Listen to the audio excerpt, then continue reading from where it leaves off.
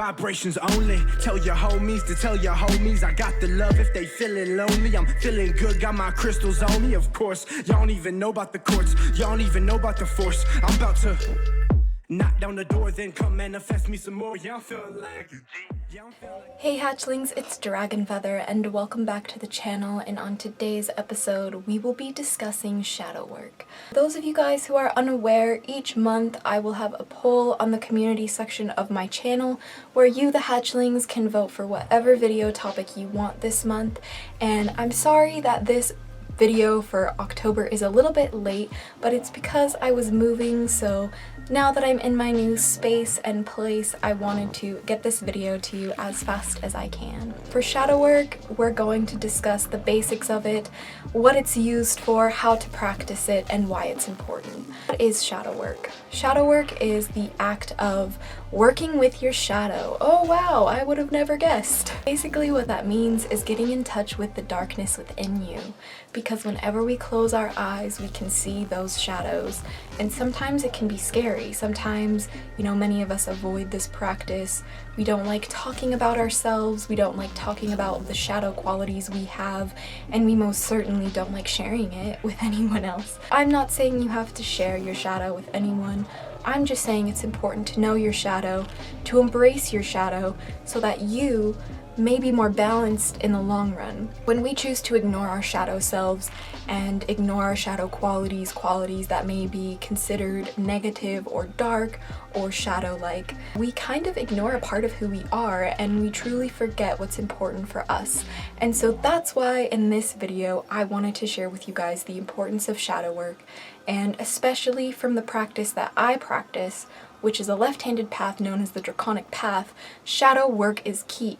It's something that we do regularly. It's not something that we just do during the month of October or during the spooky season. It's something that we incorporate into our practice on a regular basis because of how important it is to embrace our shadows.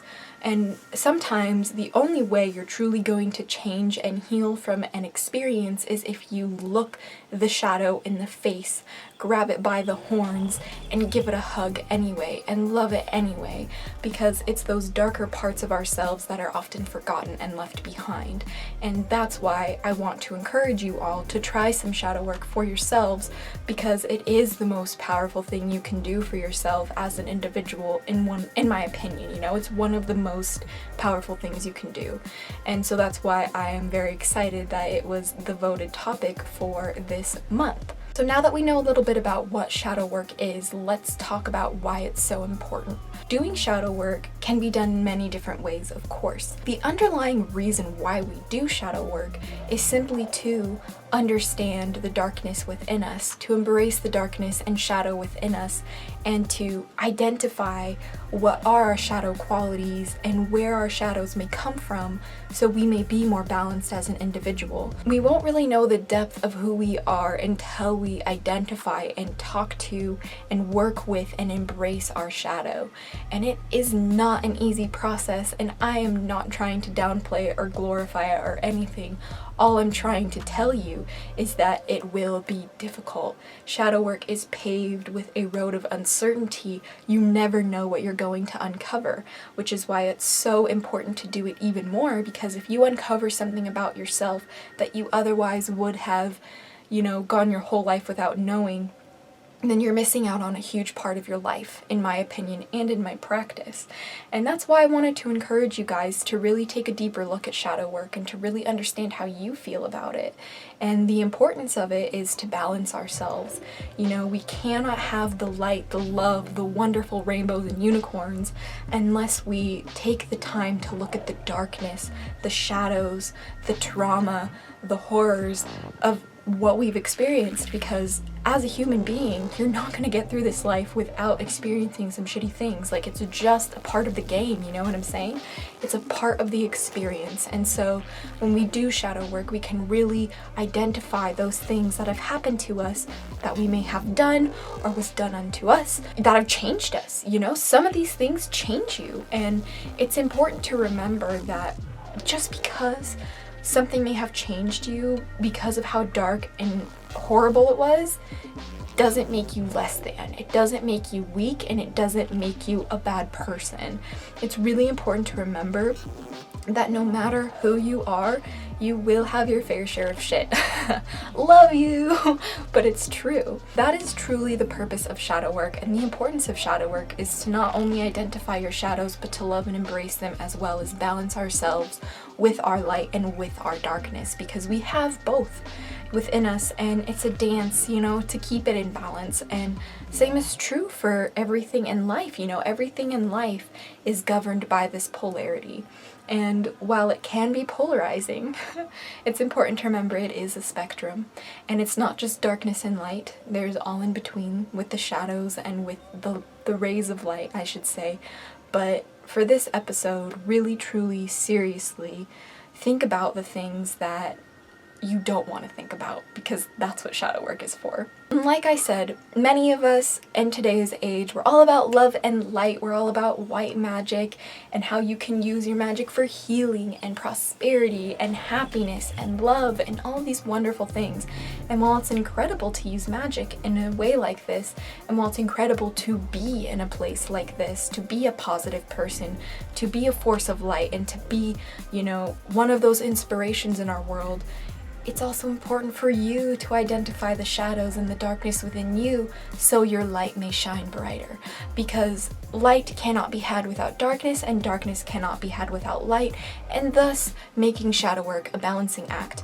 An act of balancing the two sides of yourself within so you may be whole. If you're light and love all the time, you'll be unbalanced. So that's why we need to understand our shadows. We need to love them, and we need to be familiar with them just as much as we are with the light and the good stuff. So all the things that you want to ignore, the things that you don't want to talk about with yourself, the things that you don't want to think about anymore because they were just so fucking terrible, you don't want anything to do with it, those are the things you should be focusing on for shadow work. Those are the things you should be balancing. So for example, one of the most common things to address in shadow work is our childhood, and how certain events in our childhood may have, you know, led us to, one, not really being able to connect with magic as an adult, 2, not being able to be ourselves, 3, may have changed us, may have forced us to grow up too soon.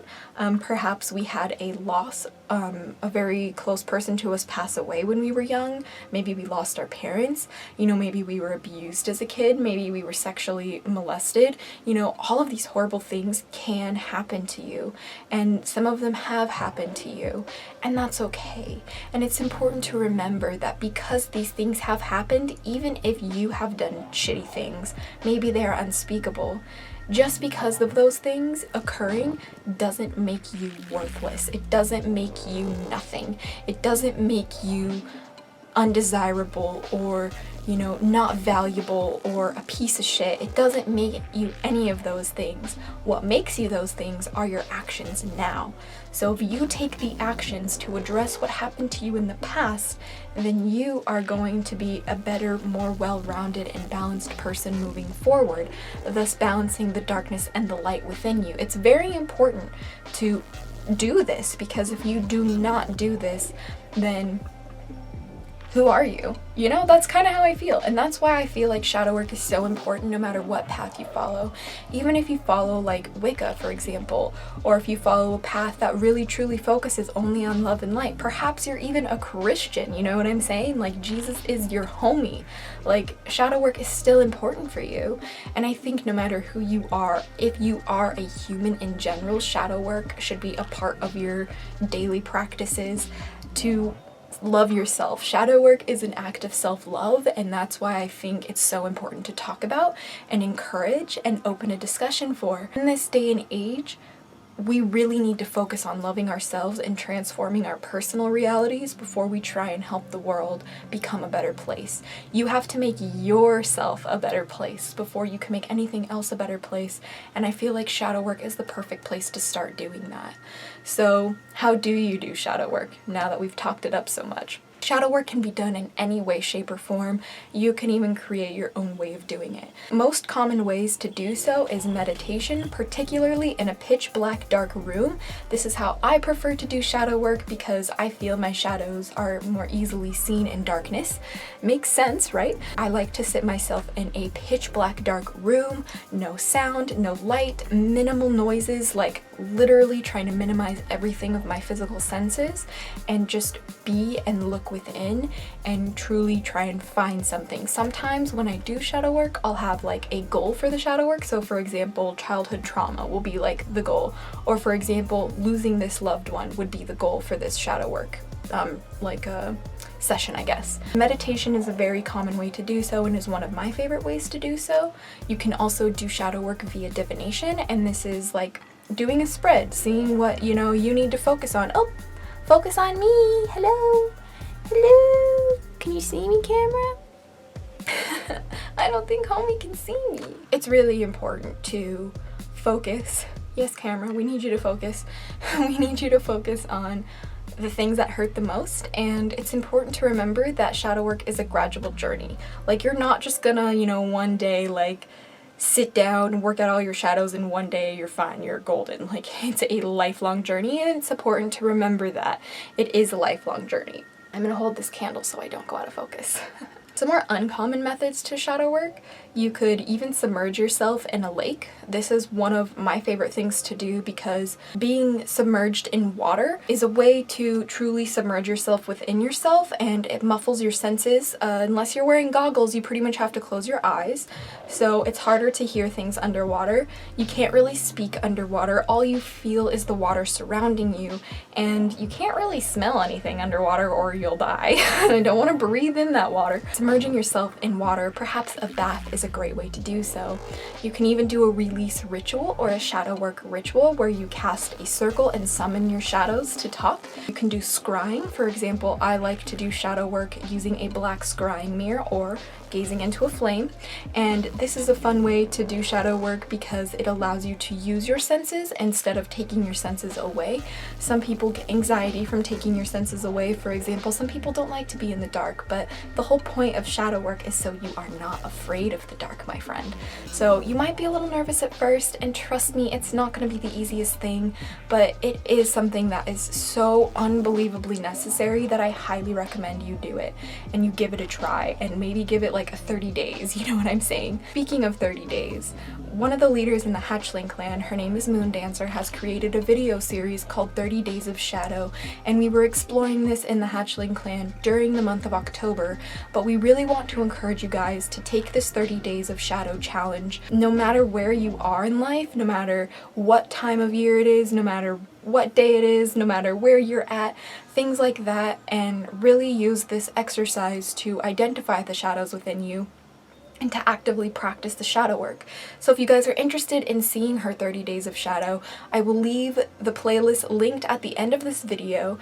I'll also leave a link to her YouTube channel where she posted all of the videos, but each single video has a corresponding blog post within the Hatchling clan, so all of those will be linked down below for you, the archive within the clan and her video playlist, so you can get some extra help on shadow work, because trust me, it is so important.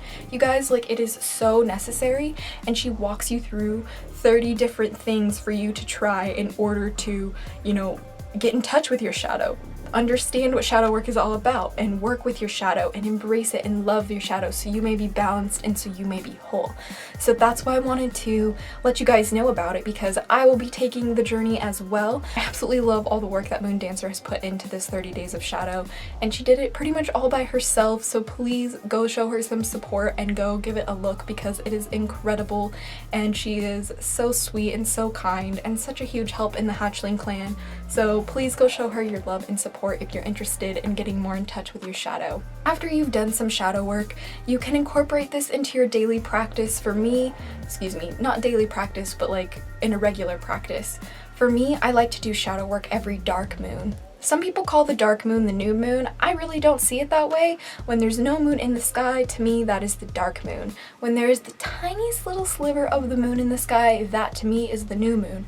You may see it differently, but that's just how I use it. And when I have a dark moon, I hold a dark moon ritual and I do some meditation, go deep within, and I embrace my shadow. I look at my shadow. I look at anything that may have happened during that lunar cycle that have contributed to my shadow, that may have, really spread some negativity within my life, things like that.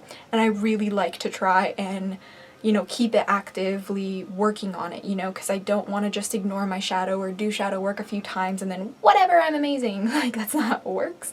So that's why I really want to encourage you guys to try and maybe incorporate this into a practice regularly. That one just passed, but it's a great time for doing shadow work. It's a great time for holding a ritual and doing some ritual work, maybe either some spell work to get in touch with your shadow, maybe do some divination, some scrying, maybe anything that you can think of, maybe something I didn't even mention in this video. If you want to learn more about shadow work, you can check out my blog post that I made to correspond with this video within the Hatchling clan, Unicoven, as well as some other aminos that I'm a part of. And this is pretty much just going to go in depth about how to do shadow work, what it's about, some good resources on shadow work that are some of my favorites online. So if you want access to all of those extra goodies, please go check out the post that I made within the Hatchling clan. It'll be linked down below for you.